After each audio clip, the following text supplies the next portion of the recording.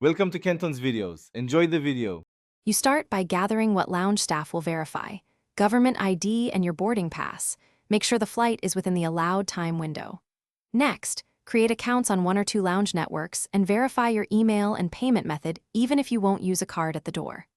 Once done, add digital passes to your phone and screenshot them. This prevents app glitches at the gate.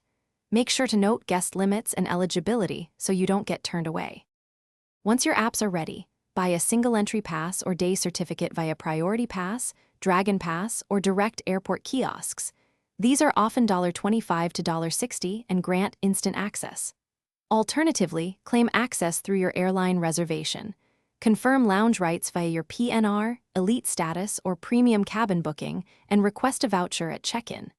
If connecting, look for arrival lounge options tied to partners. Make sure to present the exact proof the lounge requires: e-ticket, PNR, or app pass, to avoid delays at the door.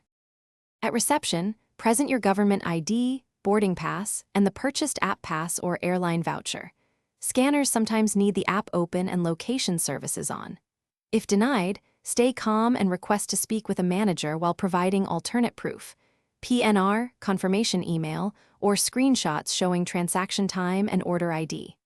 Once done, offer a backup payment method or ask about a temporary fee. Keeping offline copies and a small backup card prevents being stranded.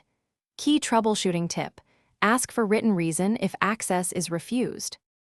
Thanks for watching. Consider subscribing if we helped you.